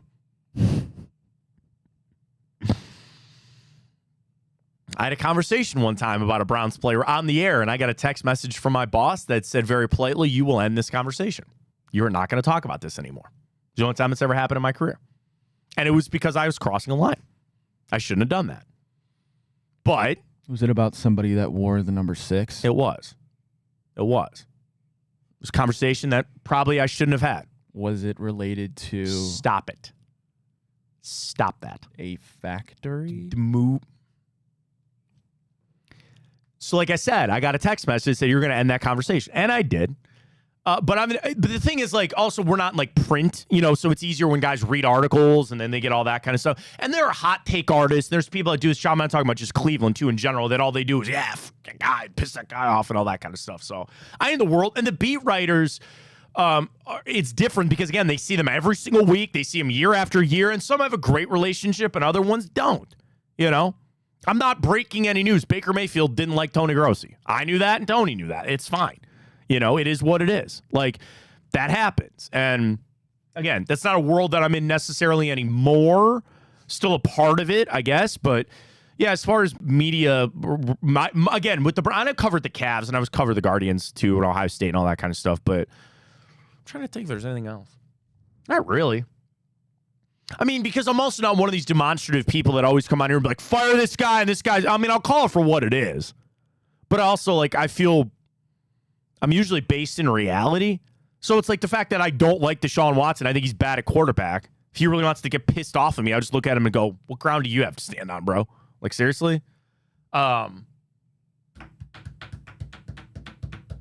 then early in my career, like, I was there for Pettin. I was there for Shermer. But I was a nothing at that point. I wasn't doing anything. I was just helping out. They didn't know me from anything. Hugh, nothing. Freddie, I don't know. I don't know. It's a great question. I'm trying to think. I'm trying to think of all the players. You might need to save your brain power for the grid. Yeah, we need to save the grid here. Important day. Wednesday, our crux day, man. Mm-hmm. Let's go. All right, let's do it. Here we go. Maybe some players that I pissed off in the grid. That'd be a fun grid to do. All right. All right, quick look here. I don't like the Texans. We'll be all right. They never do well. Go. All right, 5,000 career rushing yards for the Colts. I mean, you can go Tony Dorsett, you can go Edgerrin James. Did Edgerrin play anywhere else? Yeah, but Arizona. He didn't play in either one of those spots. You positive Edgerrin James? Yes, he's a Hall of Famer. In strip club owner now. Jaguars, Maurice Jones-Drew. Did he play for Cowboys or Texans? No, maybe the Texans, but I can't think of any other. Oh, Fred Taylor would work. And I'm not risking that. That's fine. Dolphins. Well, I guess Mercury Morris. Yeah. We could go Arian. Well, Arian Foster for here, right? Did he play in Miami? Yeah. Oh, okay. I'm pretty sure. Well, Ricky Williams. For 5,000 career rushing yards or for Texans and. No, for 5,000 career rushing. For Dolphins? Yeah. Ricky Williams? Yeah. I don't even know who that is, to be honest. You don't know who Ricky Williams is? What do you mean? No. 99-11? Yeah. All right. Okay, well, go ahead. I think it is, but we could also just go Will Fuller. Didn't he play for the Dolphins? Yeah. And yeah, I don't think he played anywhere else. I feel better about Will Fuller. Okay. I don't remember Aaron. You might be right. I just don't remember him with Miami. I really don't. Texans, Jaguars. That is. I wanted to say Case Keenum. I wanted to say that too, but I don't know if he played. I don't know if he played for Jacksonville. Did Carlos Hyde play for Texas? The Texans? The Texans? It sounds right, but I don't trust it enough to rip it here today. We'll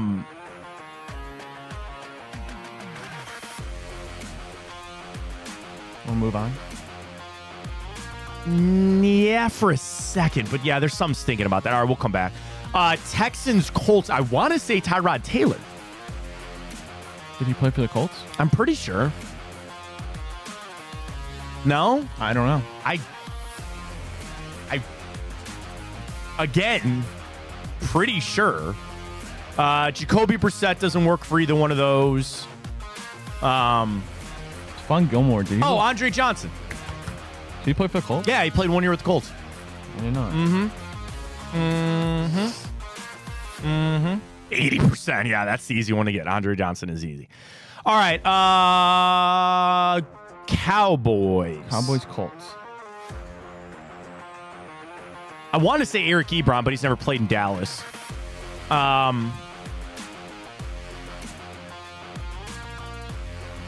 Is that not Tony Dorsett? I don't know why I keep picturing him in a Colts uniform. Stephon Gilmore, right? Didn't he play for Cowboys? Am I making that up? No, yeah, you're right. Stephon Gilmore. Right? Yeah. Yeah, Stephon Gilmore.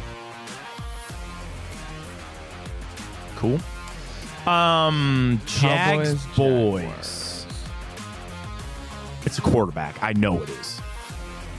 I know there's a quarterback.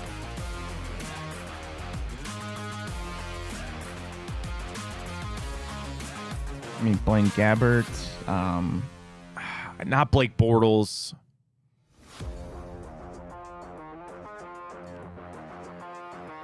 Yeah, maybe not Blink. Yeah, maybe not. You don't mean Mark Brunell? Is it not Mark Brunell? Is it? I don't know. Well, Dallas, Miami.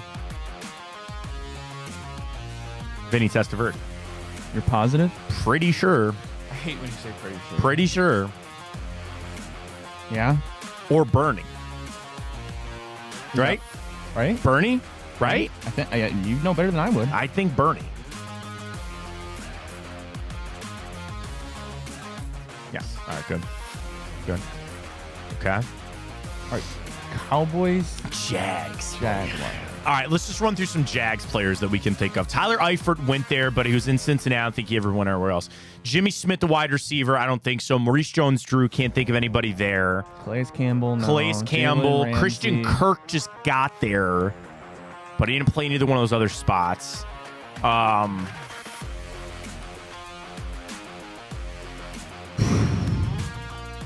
running backs.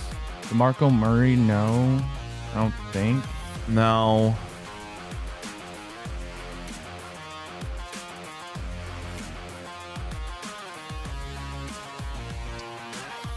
Jags.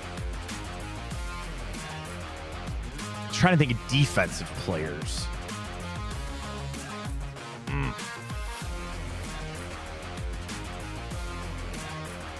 All right, I mean, Jags draft picks.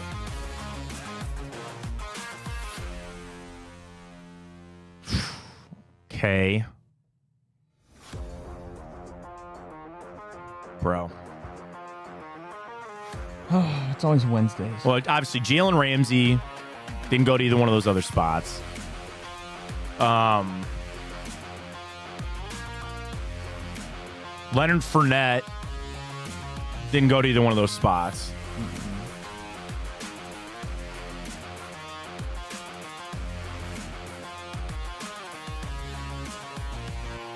Paul Pelesny ever play for Dallas? No, I think he went to Dallas or went to Buffalo. I think after that. God, it's like a legacy pass rusher from the 2000s for Jacksonville that I can't think of.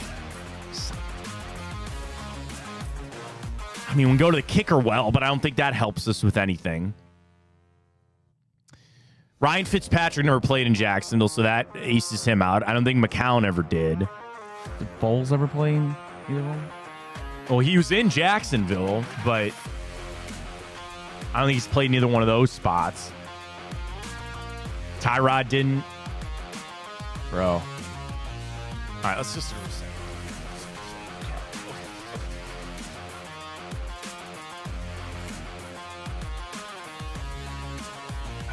Evan Ingram, no.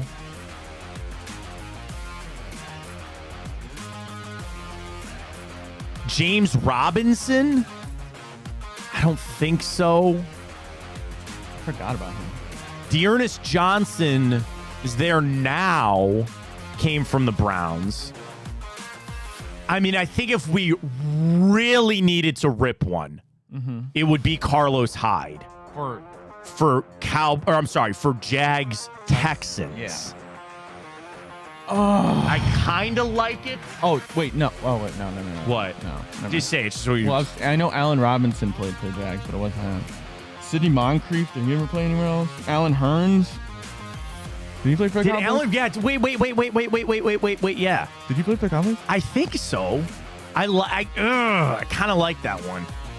Cole Beasley never played for Jacksonville, did he? I don't think. Okay. Miles Austin? Did Alan Hearns play I for kind of him? like the Allen Hearns pull there. I think I like it. Should we rip this first? Carlos Hyde? Did he play for the Texans? I can't remember. It sounds so right. Frank Gore never played for the Jags, I don't think. No. Rip it. I think we might be overthinking Carlos Hyde. I think you're right. Obviously, 100% played for the Jags. Yeah. I think that works. Deonta Foreman, did he ever play for the Jags? I like Carlos Hyde better. Oh, man. Should I just rip it? Yeah.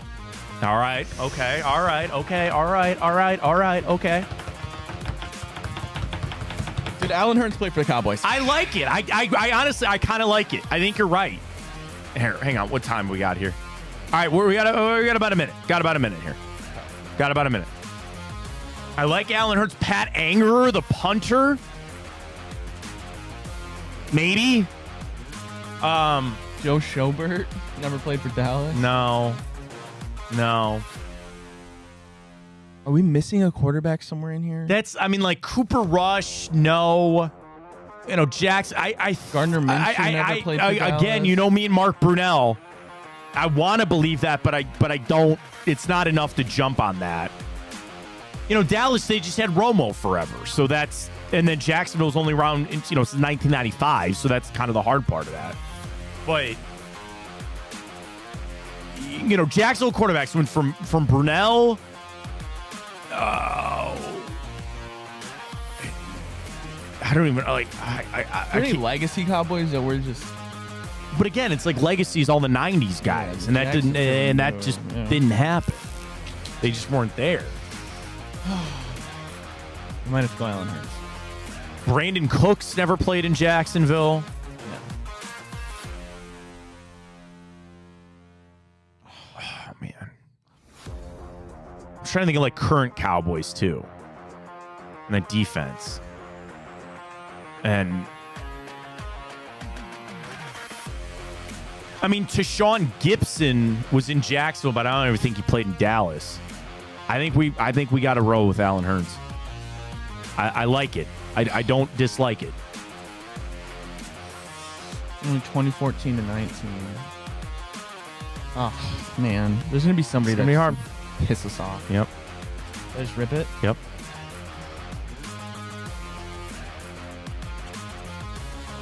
Yeah! Nice,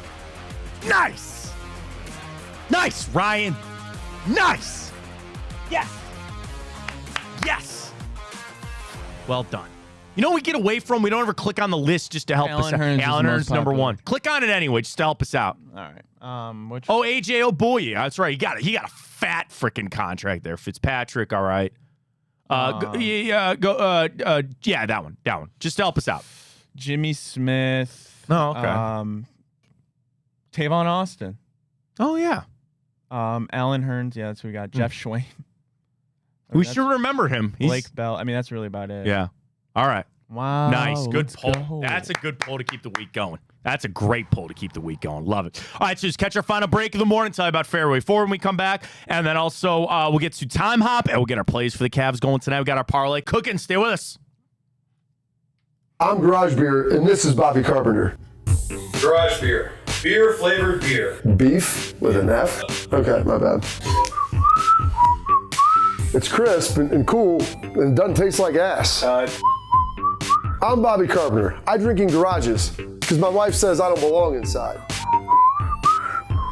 If you like a cold breeze on your bag, drink Garage Beer. It's American, and so can you. Garage Beer. Beer flavored beer. Well, how do they know I'm doing this? Did somebody leak this out? It's social media. Oh. It's just, that's the way social media works now. I thought maybe you were just running that yap.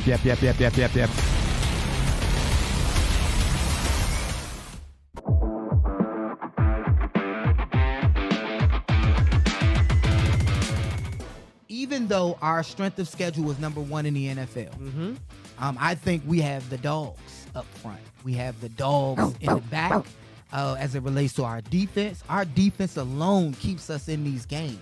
Not even talking about offense. Let's just say Deshaun Watson isn't there. We got dogs on the defensive side that's mirroring the potential of the Ravens from 2001 or 2000 Ravens with Jamal Lewis and the boys and Ray Lewis and those guys. Right. They won. Again, no disrespect to Trent Dilfer, but they won without a high-powered offense.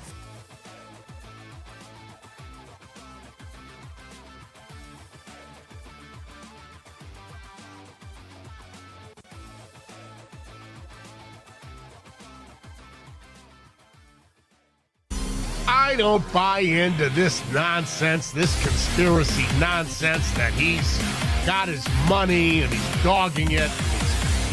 That's ridiculous. They're off in the Kentucky Derby as Authentic takes them around the far turn. Tis the Laws making his move now, and they're into the stretch. These two stride for stride. Authentic, tis the Law. Here's the wire. Authentic has won the Kentucky Derby.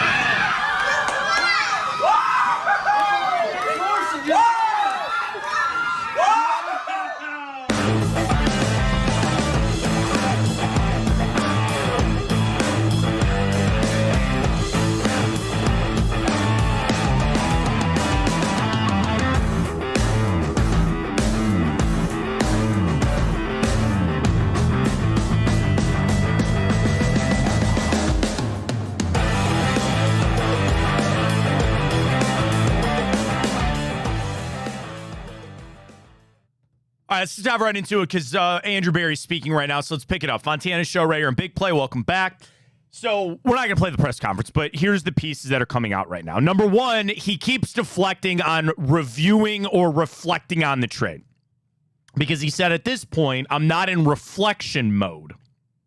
They're focused on getting Watson healthy, and then they'll make their decisions from there. Of course he was going to say that. They don't need to make a decision right now. They're not going to make a decision right now. So that can be it. Here's the one that Ryan and I started getting into in the break. Question. Whose decision was it to trade for Deshaun Watson? Quote, all of us were on board. End quote. So again, whose decision to trade for Watson was it? Berry said everyone was on board for the decision. Ryan believes that sounds like Andrew Berry. I say that sounds like it came from above. When you hear somebody say, like, Ryan, let me ask you a question. Whose decision was it, I don't make something up, to move this camera?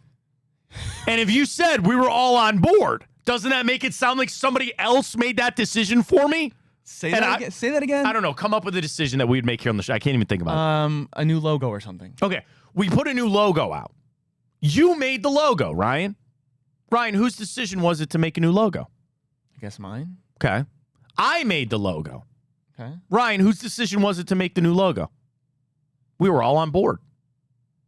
Sounds like I made it, right? Right? Well, that's so different. I'm not. We got to parse through the words here. We have got to pick through the words of Andrew Berry. When he says everyone was on board, that tells me it wasn't. Again, that's just what I'm going to believe. That's just so what I believe in. He's given a huge vote of confidence for Kevin Stefanski. Of course he's going to do that. He's an outstanding coach. He's absolutely part of the solution, is what Andrew Berry just said about Kevin Stefanski. Oh, okay. What? I thought he said that about Deshaun. No. He said it about Kevin Stefanski. He's absolutely part of the solution. How about this one? Are you confident that you and Kevin will remain in your jobs? Quote, neither of us really see it that way. I see myself as a steward of the organization, doing things in my control in the best interest of the organization, short term and long term. That's all you can do, right?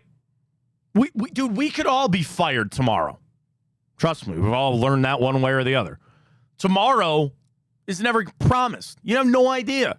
So all I can do is do the best I can today and let the chips fall where they may. Asked where things stands with Watson and the plans for him in 2025.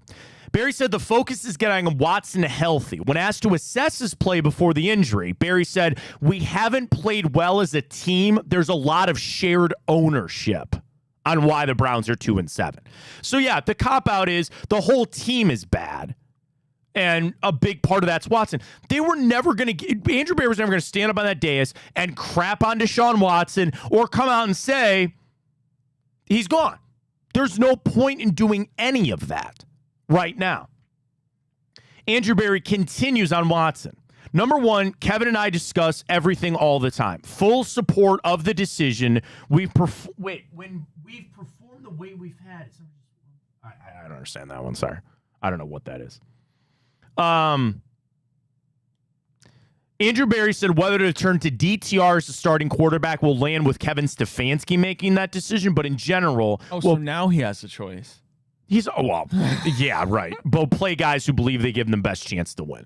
Keeping that... But you have to keep that company line. We'll do the best for what is the team to win. The offensive staff changes and lack of success on that side of the ball.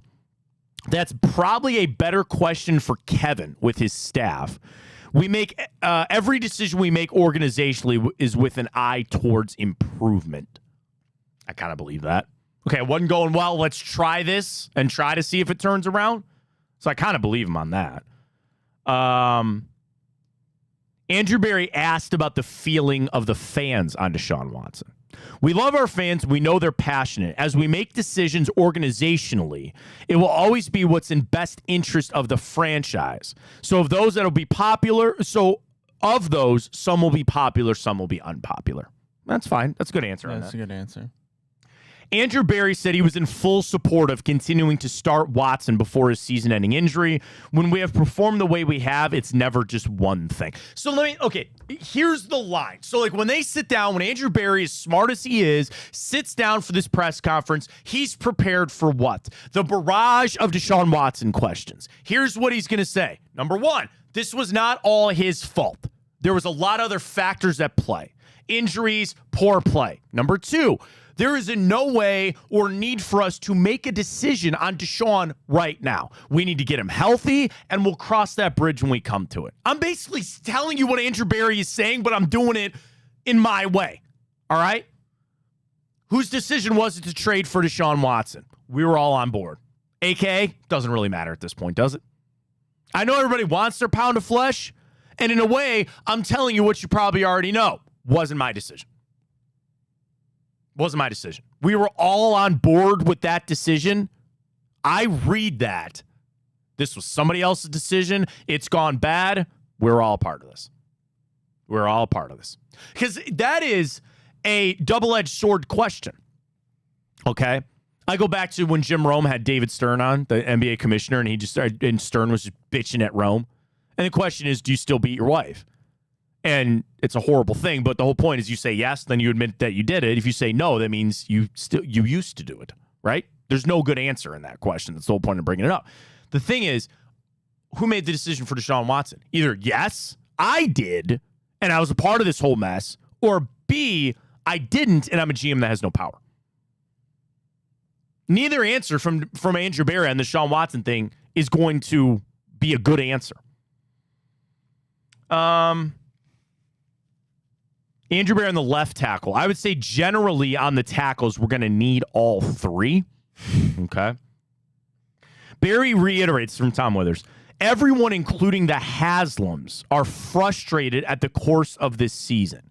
He's unwilling to reveal much about the plan to fix it. I ain't asking for the plan right now. That's where the other thing. You would like it if they went to all Browns fans and they said, here's our plan. Here's a 5-page document, PDF for you, and we'll read this all through. And this is the plan. They're not going to do that. You have to have faith, which is hard to do right now, that they do have a plan and they're going to be able to execute that plan and fix it. Berry said all the decision makers were on board with acquiring Deshaun Watson. Okay. Let's call that for what it is. Either they truly were on board or they weren't and they weren't going to speak up about it. That dude, I'm telling you, that's life. That's business. That's sometimes things like that happen. Things like in a business world, and they go, "Are you all right with it?" I'm like, "Well, it doesn't really matter if I'm on board with it or not. You're going to do it anyway." You know, that's it. So now you got to save face and just say that we are organizationally and structurally sound. Just say we're all on board with this, one way or the other. Shifting their season towards development. He said the primary focus is to win regardless who's on the field. Basically saying we're not going to just start a bunch of guys just for development and that kind of stuff. Which I think is the right thing to do. Just try to go out there and win. You're going to have plenty of guys trying to play. So there's that. Berry says whether they'll draft a quarterback early in the spring is a decision that'll be made after the season. Of course. There is no point about anything of making a decision about Deshaun Watson today. Berry asked about Ken Dorsey. We're very happy with Ken. Okay. All right. Okay.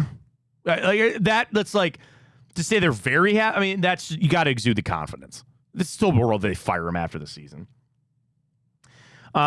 Barry on the offense. We haven't played clean enough on that side of the ball. We haven't been synchronized over there. Good word.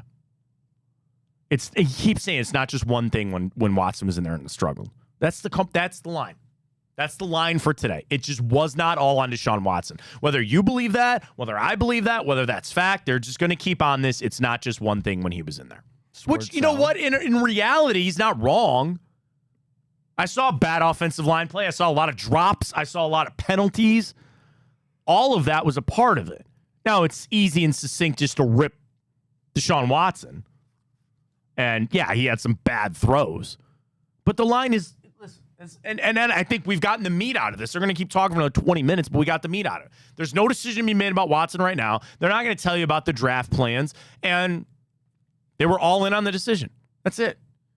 You know, the reflection of this right now, which is why, like, people want him to rip apart the first part of the season. Like, I get that at this point you want that, but it's also we have a lot of games to play and all that. Okay, here we go. Andrew Berry, do you regret not bringing back Joe Flacco? We have a lot of confidence in the guys that are in that quarterback room. We do have a lot of confidence in those guys in the number 2 seat. So, yes, he does regret it. No. He said we have a lot of confidence in the guys in the room. Why couldn't he come out and just say, no, we don't regret it? Why couldn't he say that? I don't know. That is his dancing around way of saying, yes, we don't regret that. Right? It's him doing it without admitting he made a mistake. We feel confident about the guys we have in the room. We don't regret it. It's him doing it without admitting he made a mistake. Watson said it, or I'm sorry, Barry, it's very, very early in Watson's recovery. Can't give a timeline. We assume he'll be back for training camp, but we don't know. We don't know. I mean, again, it's not like there was never going to be some groundbreaking, newsworthy thing. Barry on whether drafting players has been good enough. We're happy with the young players we have on the roster, and none of them are playing key roles for us. So he thinks he's drafted well. Then he should be checking to the mental asylum. He thinks he is drafted well. How can you say that? Because he's got to defend himself. Yeah. Of course he's going to tell you he thinks he's done a good job. What person would fully admit? Well, I guess some people would, but like, do you really feel like you're doing a good job? Yeah, I think I'm doing a great job. They're doing a great job. Okay, fine. Great. I mean, I'm sure, like I said, is there anything else you really wanted to get to with him? Okay, all the tackles are going to play. We're all on board with Deshaun Watson. Too early to make any decisions on him. That's Andrew Berry's press conference. Welcome to it. Welcome to it. Barry, we never look at anything in a single year time frame. Yeah, Barry's other famous line is he looks at the team every year as an expansion team. Like when he goes into the draft, he always looks at it as an expansion roster. He loves saying that. Yeah, well, they certainly play like expansion teams need quarterbacks, right? Now, probably more than anything, you need a quarterback. And he's not going to reveal any of that at this point. That's where we're at. I mean, again, we'll hear more we'll react to all this tomorrow. We'll have the sound, all that kind of stuff ready to go. But like, this sounds like every other Andrew Berry press conference. I understand people just got to take that for what it is, So, yeah. Anything else? So I'm gonna keep clicking. I'm just wondering, but it's like, I don't think it's just always what it's gonna be. Didn't answer the Flacco. Mike tweets. He goes, of course he wouldn't answer the Flacco question. Huh. Yeah, Mike, it's like listening to a politician who doesn't directly answer the questions that are asked. That's what they do. It's what they do. All right, Cavs tonight, 7.5 point road favorites. Here we go. No DeJounte Murray, Herb Jones, or Trey Murphy for New Orleans. Zion Williamson can't score. He's shooting less than 50% from the field, and the wings cannot defend. Meanwhile, the Cavs have a dominant inside duo with Evan Mobley, Jared Allen, and shooters galore. The Pelicans allow 14 threes made per game compared to just making 11. Cavs roll. They love them at 7 here by the Action Network tonight. I bet them at 4. Should I just take them at 7? Yeah. No. Keem That's at what the they 4. want you to do. Yeah. Keem at the 4 right there. I do like the over for tonight as well at 223, 224, depending on where you can get it. So we're roll with the Cavs tonight. They should be able to get it done. Quick time hop. They hired Stephen Vogt 1 year ago today, which turned out to be pretty good. This day, 1995, Art Modell announced the Browns were leaving, going to Baltimore. Sad day in Cleveland history for sure. You want a couple of movies and TV shows while I got you? Yeah, let's do it. All right, one movie, or start with TV show. This day, 2001. I watched one season of the show. I'm not saying that would help you at all. But this I watched one season of it. This was an action drama television show. Starring in, I don't want to give you the actor. What year again? 2001. Okay. He's an American counter-terrorist federal agent.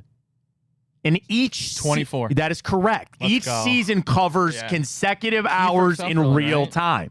Isn't that Kiefer? Yeah, Kiefer Sutherland. Yeah. Yeah. I watched one season. I liked that. That was pretty cool. Yeah, my brother watched it. It's an It's interesting concept It's that, again, of super good. 24 episodes, it's in real time, and this is what's happening, right? I can't remember the season I watched. It was... Oh, man.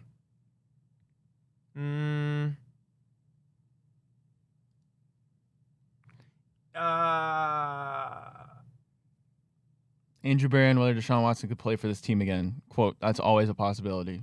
It's got to be a possibility. Again, what does that tell you? Nothing. It's a possibility. Dude, pigs can fly out of my butt. All right? Anything. Yeah, it's always a possibility. It's probably because that's what's going to happen. That's what's going to happen. Andrew Barry said no when he asked if he was considered ever trading Myles Garrett. No, that is the answer on that. All right, next up, a movie, this day, 1999, based off a very popular television show, but also a very popular card trading game that swept the nation when I was a youngster, Ryan. A card trading game? Pokemon? That is correct. Oh. Pokemon the movie. Okay. Cried. My mom cried at that movie. My mom cried at that movie. Real tearjerker. Yeah. I don't want to spoil it. It's 25 years old. Go watch it. Ash dies. He gives up for Pikachu. It's sad. Sad. Cried. Tearjerker. All right. Next up, this day, 1998. This is a sports movie in a way. Happy Gilmore? No. Very close. It's golf? No. How's it very close? Adam Sandler? Oh, Longest Yard. What? That was 05. Waterboy. I say a backwoods young man comes on out to help out the SC LSU Mud Dogs. Waterboy. I don't know if you get this one. I'll try. This day, 1947. 1947. It's still on TV, Ryan. It is the longest running United States television program. Days of Our Lives. No. 60 Minutes. 77 seasons. Is it like a news? Yeah. Not 60 Minutes? Nope.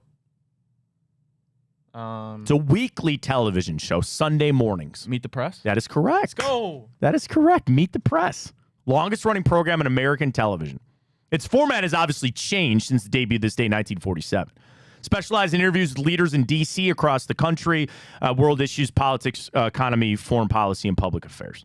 There you go. Meet the Press. You know John Williams did that theme? I did not. I'm on the Wikipedia. I did not know that. Who's John Williams? Oh, my God. Really? Yeah. Jurassic Park, Jaws. Oh, okay.